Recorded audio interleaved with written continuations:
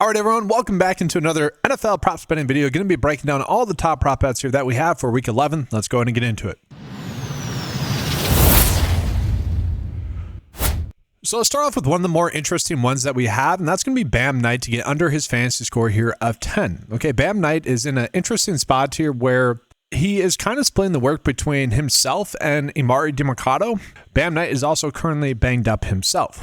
You look at the running back split, guys. Bam Knight had 53% of the snaps last week prior to getting injured in the third quarter, where he then ended up with 47% of the snaps. He ended up with 14 opportunities, which is pretty good overall, but only 28 rushing yards on 10 carries and 1 catch on 5 targets. And if we look at it, guys, he is consistently getting this under. Now, I do think that this could end up being a game that is maybe a little bit of a shootout. That's kind of my biggest hesitation, but I do think we are going to continue to see a little bit of a 50-50 split between him and Emari Demercado. Maybe Michael Carter even gets more involved, but I think on paper, this one ends up being a pretty solid bet. And overall, it's the second best bet that we currently have on the board. Now, let's go ahead and take a peek at some of these other bets that we are getting, guys. So Kareem Hunt is in an interesting spot here where we do know that Isaiah Pacheco is going to be out in this game again. Kareem Hunt has gotten his over in 2 straight games, but that's also because he's gotten 2 straight rushing touchdowns. If we look at the matchup that he has this week between the Denver Broncos really are not giving up that much production to opposing running backs this whole year. They've actually only given up 5 rushing touchdowns to opposing running backs, 3 in the receiving game, so a decent amount there. That actually would probably mean more good things for Rashad Smith rather than Kareem Hunt. On the flip side of that game as well, we have RJ Harvey, who's going to be starting, guys. RJ Harvey also gets a tough matchup going against the Kansas City Chiefs.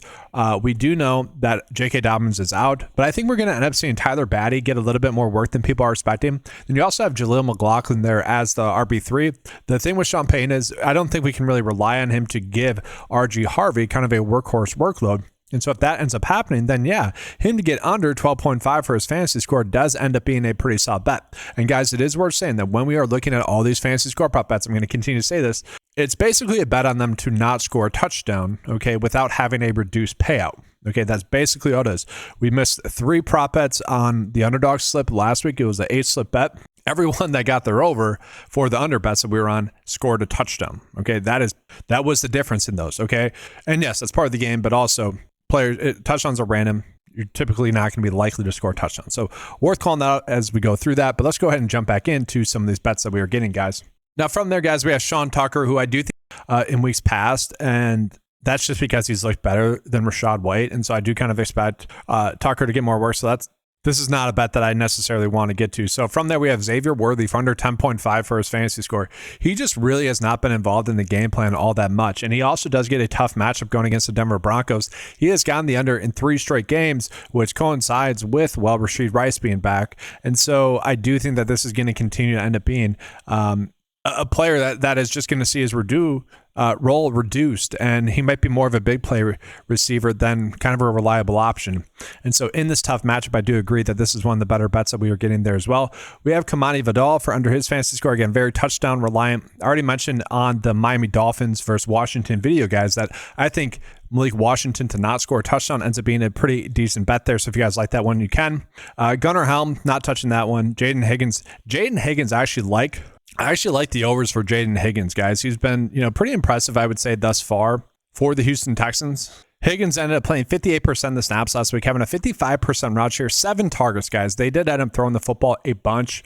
Nico Collins had 15 targets, for example, but he was the second leading snap getter there for the Houston Texans. And I'm kind of looking at the lines that we're getting for him, and they're pretty appealing. He also draws a decent matchup against the Tennessee Titans. It is more so a better matchup for running backs, but I think the idea of betting on Higgins to get over 17.5 receiving yards is pretty darn appealing. But since we brought up the matchup there with Tennessee Titans for the running backs, I also think it's worth looking into Woody Marks. So Woody Marks, we are seeing very high prop lines for. He is someone, again, kind of looking at his fantasy score. Even if we give him 2 receptions and 76.5 rushing receiving yards, right? That's 9.6 points right there. And so the fantasy score probably is a little bit too high, but I do think he is someone that I do see having a good game. It's just how does he go about having a good game? Does he score a rushing touchdown?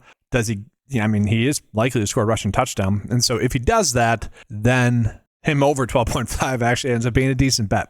And so that's kind of the tough part there. He is in a good spot. I was hoping we would get some good bets on him. We're not. On the flip side, that if the workload continues, guys, where Woody Marks, who end up seeing 75% of the snaps, and Nick Chubb only sees 14%, then we're seeing that the lines that we're getting for Nick Chubb are going to be too low. Okay, Nick Chubb, though, ended up having a decent game. 5 carries for 47 yards. He ended up with 1 catch as well. But I do think we are going to continue to see Woody Marks lead the snap share. Nick Chubb was banged up in that game, though, so it's worth calling that out. If you think that this game is going to be a blowout, I also think Nick Chubb could get over his rush attempts. But if it's going to be, let's just say, a 65 to 35 split, then this bet for him to get under his 8.5 rush attempts is a little bit appealing there as well. So I think there are some very interesting bets here for Houston if you guys want to get to those spots. And then one interesting bet that we have here, guys, is going to be with Jameis Winston. I kind of see him struggling in this game going against the Green Bay Packers. Now, we know Winston is just going to throw balls. I mentioned in an earlier video this week, he could throw for 3 touchdowns and 3 picks or something like that, where he's just doesn't care. He's just heaving it downfield. But the Packers defense is good. Like they just shut down Jalen Hurts minus like 1 good play, really from Saquon Barkley there, and then he ends up scoring a touchdown to Devonta Smith. Like they shut down that offense for basically all but 1 play. It's tough for me to imagine Winston coming in and doing extremely well. And so I'm seeing this prop line difference between PrizePicks and Underdog, and I'm more inclined to probably bet on the under on Underdog. So definitely not get into this over bet for Winston. If you guys want to, you can. I do think we are getting a pretty good quarterback over bet, though.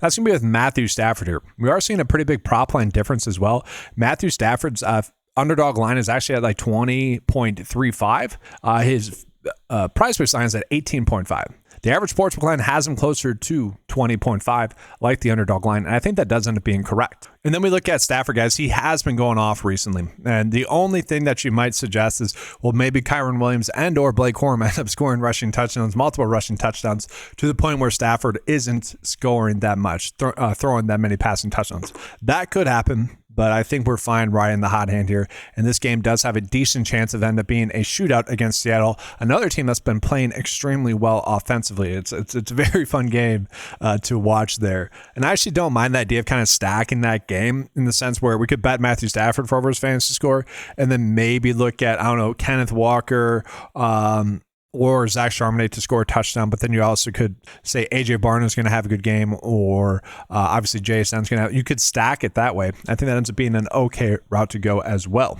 And then, guys, we are getting other good prop bets, but that was basically it. I mean, we're obviously getting a bunch of good fantasy score prop bets. And then, guys, let's go ahead and shift into the underdog optimizer here as well. We are getting some pretty interesting bets here for sure, especially on the top end. So we have Jordan Mason for under his fantasy score. And the one thing that stood out was that Jordan Mason was basically treated as a backup running back in that game. It was the Aaron Jones show.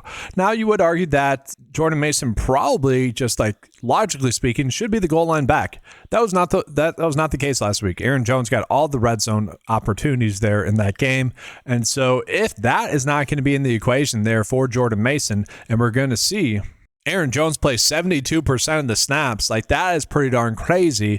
And so that ends up being a pretty good bet for Jordan Mason to get under his fantasy score. Now, you could parlay that potentially with Aaron Jones for over his fantasy score if you guys want to do that. I don't mind that. And then this other bet that we're getting here, Dalton Schultz for under his fantasy score of 8.5. This is also, to me, seemingly a pricing error on Underdog. I would say the PrizePicks line that we're getting there is a little bit better. The average sportsbook line and production data are both right there with that expectation for him. So Dalton Schultz is kind of fascinating, though. He ended up getting 11 targets last week, guys. Okay, so we don't like that. He, like I mentioned earlier, Jaden Higgins was the receiver number 2 snap share wise, but really in terms of receiving targets, it goes Nico Collins and then Dalton Schultz. Okay, so that is my concern. Dalton Schultz ended up with 95 air yards. Okay, he ended up getting 7 catches for 53 yards and a touchdown. Had himself a very good game. That is my concern there. But this is clearly a wrong point here for Dalton Schultz.